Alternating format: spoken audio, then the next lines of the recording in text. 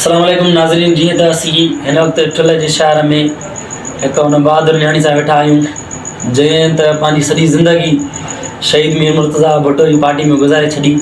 सो मुंहिंजी उमिरि जो तक़ाज़ा, मुंहिंजी 22 साल 23 साल उमिरि आहे, मुंहिंजी अखि खुली आहे, मां ॾिसंदो अचां थो त अदी हमेशह हिन पार्टी में रही आहे। सो अदी खां कुझु पुछा कंदासीं त हिन पार्टी में ॾुख बि आहे, सुख बि हुया, हर शइ पंहिंजे सिर ते रखी कीअं गुज़ारे ऐं छा उमेद रखे थी अवाम में। हाणे अदी तव्हां कुझु ॿुधायो हाणे पंहिंजे बारे में।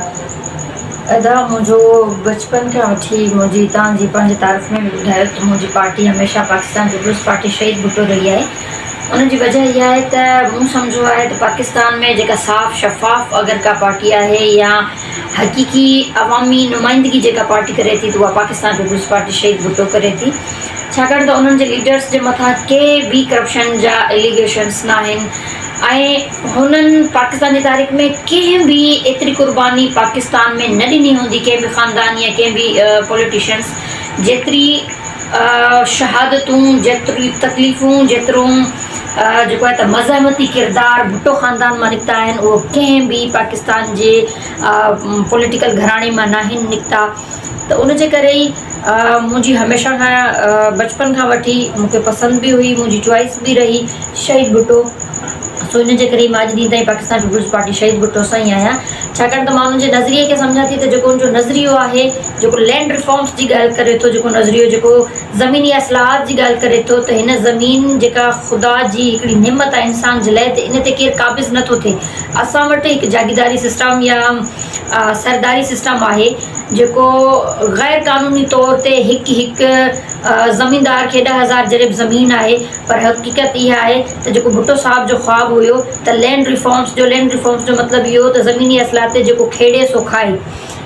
लेकिन हिते जेको आहे त बदकिस्मती सां शहीद ज़ुल्फ़िकार भुट्टो जी शहादत खां बाद में बेनज़ीर भुट्टो साहिबा पंहिंजी हिकु अलॻि पार्टी ठाही ऐं मीर मुर्तज़ा भुट्टो हिकु पंहिंजी अलॻि पार्टी ठाही। पर अॼु उहा बेनज़ीर जी पार्टी में जेके माण्हू वेठल आहिनि, जेके जागीदार सरदार वेठल आहिनि, जेके नारो त भुट्टो जो हणनि था, पर हक़ीक़त इहा आहे त भुट्टो जे मिशन जे ख़िलाफ़ु आहिनि। उन्हनि खे ज़ुल्फ़िकार भुट्टो जे नज़रिए जी ख़बर ई न आहे।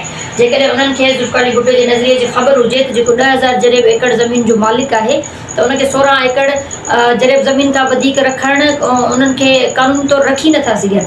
पर इहा तमामु ज़्यादा बदकिस्मती आहे त अॼु उनजे नाले जे मथां बि कब्ज़ो थी चुको आहे, अॼु उनजे ख़ानदान जे मिल्कियतुनि जे मथां बि हमिलो थी चुको आहे, उनजे नज़रिए जे मथां बि हमिलो थी चुको आहे। पर मां सम्झां थी त आवाम बि इन शइ खे सम्झे थी। तव्हां ॾिसो था असांजी सिंध में काफ़ी शोर इहो आहे त असां वटि सिंध जी अवाम 5 साल रोईंदी आहे, जॾहिं इलेक्शन ईंदी आहे साॻी ठपे ते ठपा तीर ते ठपा, उहे नारा उहे ॻाल्हियूं। छो त असां वटि कुझु सरदारी निज़ाम बि हले थो। तव्हां पंहिंजी ज़िंदगी जी हिकिड़ी अहिड़ी ॻाल्हि ॿुधायो, तव्हां वर्क कंदे काई अहिड़े माले में वियो जिते तव्हांखे को वॾो ॾुख भोॻो, का तकलीफ़ हुई, बाक़ाइदा तव्हांजी दिलि ते असरु थियो हुजे, अहिड़े इलाइक़े जी का ॻाल्हि ॿुधायो असांखे।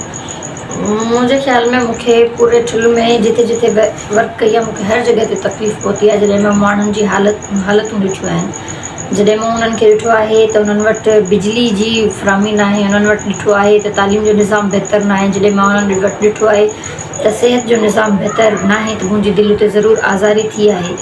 ऐं मां उते इहा शइ महसूसु कई त शायदि ईअं थो लॻे जीअं माण्हू हिकिड़ो जहन्नम में रहंदड़ हुजे। हीअ दुनिया अलाह सां हिकु जन्नत वांगुरु पैदा कई आहे, जिते दुनिया वञी चंड ते पहुती आहे, पर बदकिस्मती सां असां अञा उन्हनि बेसिक जेके राइट्स आहिनि उन्हनि खां बि महिरूम आहियूं।